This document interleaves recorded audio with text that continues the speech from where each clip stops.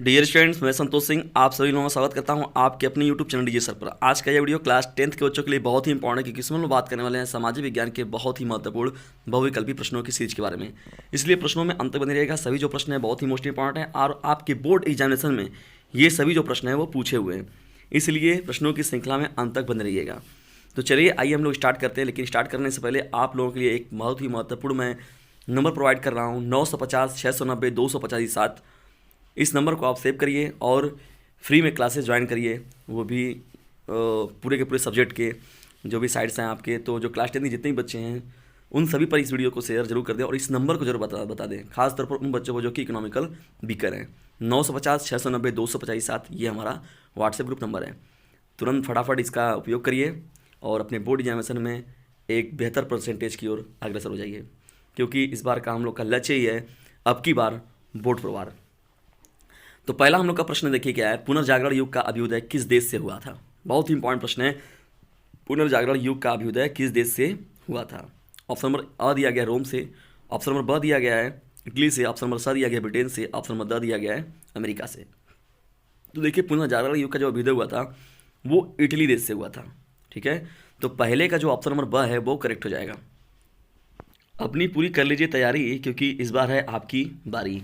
तो board examination के जो भी बच्चे इस बार के एग्ज़ाम बैठने वाले हैं या प्री बोर्ड एग्जामिनेशन में बैठने वाले हैं, तो वो एकदम अपने आप को मजबूत करें और रेगुलर क्लासेस नियमित रूप से करते रहें। सामाजिक विज्ञान भौगोलिक प्रश्नों की सीरीज में बढ़ते हैं हम लोग दूसरे प्रश्न की ओर। राष्ट्रवाद का प्रारंभ किस देश में हुआ था। ठीक है, बहुत ही इंपॉर्टेंट प्रश्नों में एक है, राष्ट्रवाद का प्रारंभ किस देश में हुआ था। ऑप्शन नंबर अ जो दिया गया है आपका जर्मनी है, ऑप्शन नंबर ब दिया गया है इटली है, ऑप्शन नंबर स जो दिया गया इसमें फ्रांस, ऑप्शन नंबर द दिया गया है इंग्लैंड है। तो देखिए राष्ट्रवाद का मतलब क्या होता है, अपने राष्ट्र के लिए प्रेम की भावना रखना ही क्या कहलाता है, राष्ट्रवाद कहलाता है। तो राष्ट्रवाद का जो प्रारंभ हुआ था वो फ्रांस देश से हुआ था। तो दूसरे प्रश्न का जो ऑप्शन नंबर श है वो करेक्ट हो जाएगा। इंपॉर्टेंट प्रश्नों की सीरीज बढ़ते हैं हम लोग तीसरे प्रश्न की ओर। तीसरा हम लोग का प्रश्न है, असहयोग आंदोलन का मुख्य कारण क्या है। ऑप्शन नंबर अ दिया गया है रालेट एक्ट, ऑप्शन नंबर ब है प्रथम विश्व युद्ध, ऑप्शन नंबर स है खिलाफत आंदोलन, ऑप्शन नंबर द है चौरी चौरा की घटना। तो देखिए रालेट एक्ट जो था वो एक बनाया गया कानून था, जिसे काला कानून के नाम से दिया गया भी कहा गया था अंग्रेजों द्वारा, जिसमें कि कोई भी भारतीय क्रांतिकारी रहते थे या कोई भारतीय रहते थे तो उनको बिना उनका मतलब जुर्म बताया उनको गिरफ्तार कर लिया जाता था, उनको कारावास में डाल दिया जाता था। तो जिसके विरोध में देखिए ये आंदोलन को मुख्य रूप से चालू किया गया था, असहयोग आंदोलन, जिसमें कि सहयोग न करने के पीछे मेन बात की गई थी। तो असहयोग आंदोलन का जो मुख्य कारण क्या था, रॉलेट एक्ट था।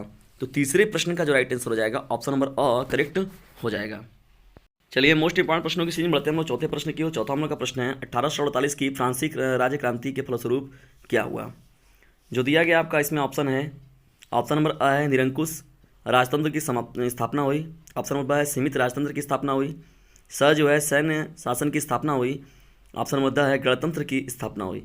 तो देखिए फ्रांसीसी राज्य क्रांति जो हुई थी उसके थ्रू गणतंत्र की स्थापना हुई थी। तो चौथे प्रश्न का जो राइट आंसर हो जाएगा ऑप्शन नंबर जो इसमें द दिया गया है वो करेक्ट हो जाएगा। महत्वपूर्ण प्रश्नों की सीरीज में बढ़ते हैं हम लोग पांचवें प्रश्न की ओर। पांचवा हम लोग का प्रश्न है, फ्रांस में गणतंत्र की स्थापना की घोषणा किस वर्ष हुई। जो दिया गया आपका ऑप्शन है, ऑप्शन नंबर अ है 1815, ऑप्शन नंबर ब है 1830, ऑप्शन नंबर स है 1848, ऑप्शन नंबर द है 1871। देखिए इंपॉर्टेंट प्रश्न है, अभी देखिए इससे जस्ट पहले ही मैंने इसका प्रश्न को हिंट दिया था, उसके थ्रू आप आंसर बताइए इसका। तो देखिए पाँचवें का जो ऑप्शन नंबर स है वो करेक्ट हो जाएगा 1848। अभी देखिए इससे पहले जो प्रश्न भी था चौथा प्रश्न भी इसी पर डिपेंड था। तो पाँचवें प्रश्न का जो राइट आंसर होगा ऑप्शन नंबर स करेक्ट हो जाएगा। डियर स्टूडेंट्स, अपने सभी इकोनॉमिकल वीकर जो फ्रेंड्स हैं या तो जो टॉपर की लिस्ट में जाना चाहते हैं तो उनसे बता दीजिए, यदि ज़्यादा नंबर है पाना तो डीजे सर चैनल पर एक बार जरूर है आना। आपको करना क्या है, कैपिटल DJ लिखना है, फिर SIR कैपिटल में लिखना है, तुरंत हमारे चैनल का जो लिंक है वो ओपन हो जाएगा और आप अपनी तैयारी को एक उचित मंजिल दे सकेंगे। इंपॉर्टेंट प्रश्नों की ओर हम लोग बढ़ते हैं आगे। तो छठवें प्रश्न में देखते हैं, बहुत ही मोस्ट इंपॉर्टेंट प्रश्न है और दो प्रश्न इसमें शामिल किए गए, इसलिए ये जो प्रश्न है बहुत ही इंपॉर्टेंट बन जाता है। ठीक है, देखिए इसमें प्रश्न क्या है, सविनय अवज्ञा आंदोलन या असहयोग आंदोलन कब शुरू हुआ।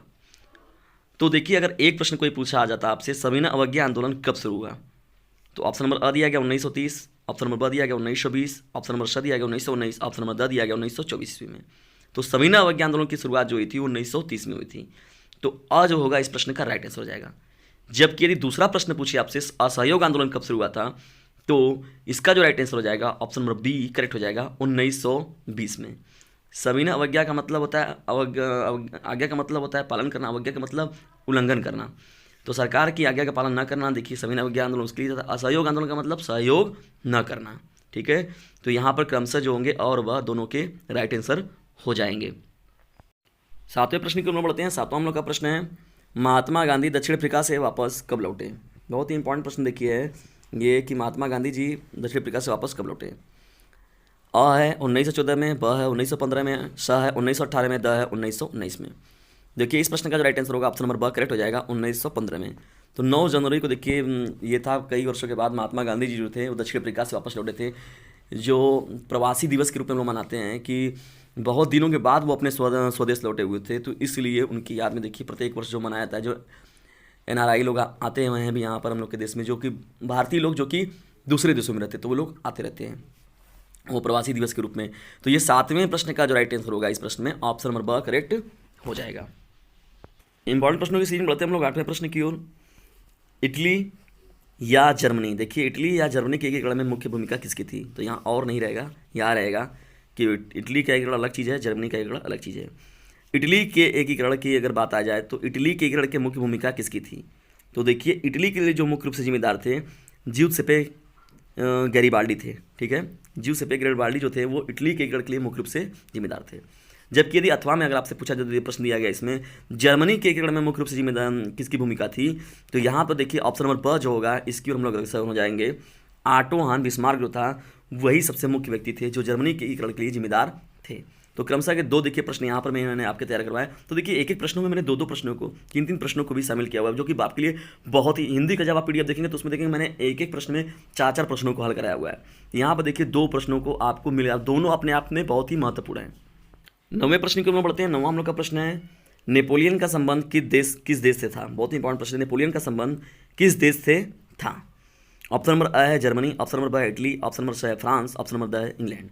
तो देखिए जो नेपोलियन बोनापार्ट की हम लोग बात करते हैं तो ये जो थे फ्रांस देश से संबंधित थे। तो 9वें प्रश्न का जो राइट आंसर हो जाएगा ऑप्शन नंबर स करेक्ट हो जाएगा।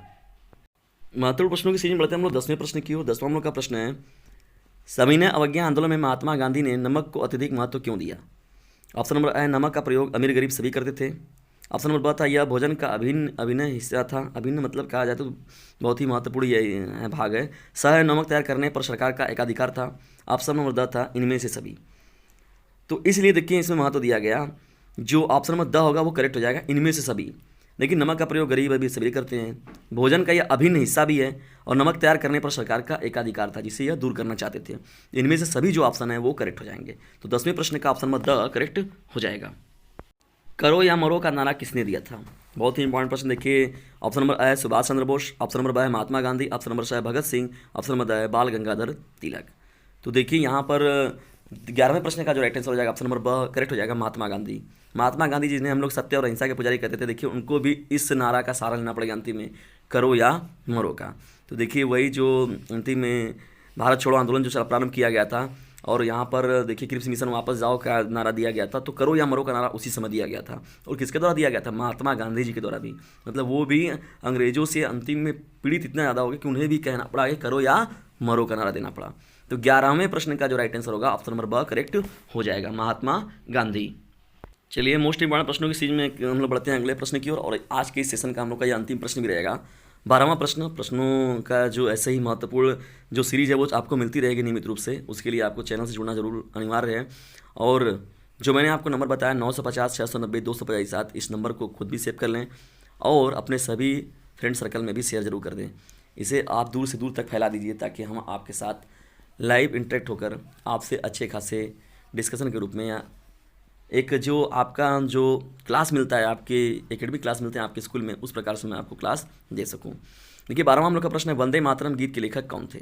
ऑप्शन नंबर अ दिया गया रविंद्रनाथ टैगोर, ऑप्शन नंबर ब है Bankim Chandra Chatterjee, option number C है शरद चंद्र चटर्जी, ऑप्शन नंबर द है रविंद्रनाथ टैगोर या अवनींद्रनाथ टैगोर। तो देखिए रविंद्रनाथ टैगोर यहाँ आना चाहिए था। तो यहाँ पर देखिए वंदे मातरम गीत जो था वो बंकिम चंद्र चटर्जी के द्वारा लिखा गया था। तो 12वें प्रश्न का जो राइट आंसर हो जाएगा ऑप्शन नंबर ब करेक्ट हो जाएगा, बंकिम चंद्र चटर्जी के द्वारा वंदे मातरम गीत तैयार किया गया। डियर स्टूडेंट्स, ये है मोस्ट इंपॉर्टेंट 12 प्रश्नों की आज की यह सीरीज आपको कैसे लगी इसके बारे में कमेंट बॉक्स में ज़रूर बताएं, और इन प्रश्नों को हल्के में कभी मत लीजिएगा। ये सभी जो प्रश्न है बहुत ही मोस्ट इंपॉर्टेंट हैं, और देखिएगा आपके बोर्ड एग्जामिनेशन में या प्री बोर्ड एग्जामिनेशन में यहाँ से प्रश्न आपको देखने को ज़रूर मिलेंगे। और अभी और भी महत्वपूर्ण प्रश्नों की सीरीज को पाने के लिए आप हमारे चैनल से ज़रूर जुड़ें। जो मैंने आपको नंबर बताया उस नंबर को भी सेव ज़रूर कर लें, और साथ ही साथ अपने बोर्ड एग्जामिनेशन को एक बेहतर मंजिल देने के लिए हमारे साथ जुड़ें, और अपने सभी फ्रेंड्स ग्रुप को भी ज़रूर जुड़ें। मेरी बस फीस आपको इतनी देनी है कि इस वीडियो को ज़्यादा से ज़्यादा शेयर करना है। बस आपको यही काम करना है कि बस आप मेरा वीडियो शेयर कर दीजिए, वही मेरी फ़ीस रहेगी। और एक यूट्यूब पर फ्री प्लेटफॉर्म तैयार किया जाएगा। उम्मीद करते हैं हम लोग कभी इस पर आपसे कभी फीस लेने का नौबत ना आए, या तो उतनी बड़ी अमाउंट कभी नहीं लिया भी जाएगा कभी अगर भविष्य में, तो बहुत ही सूक्ष्म रखा जाएगा, जिससे आपको कोई इफेक्ट नहीं पड़ने वाला है। कुछ MB आपको खर्चा करना है और आपकी तैयारी बेहतर हो जा रही है, तो इससे आपको क्या नुकसान है। और ग्रुप भी ज्वाइन आप ज़रूर कर लें, क्योंकि उससे लाभ आप ही को मिलने वाला है। वीडियो को अंत तक देखने के लिए आप सभी लोगों का हृदय गहराई से विनम्रतापूर्वक धन्यवाद। डियर स्टूडेंट्स, मेरा एक काम और याद रखिएगा, इस वीडियो को शेयर ज़रूर करना है, इसे आप मत भूलिए।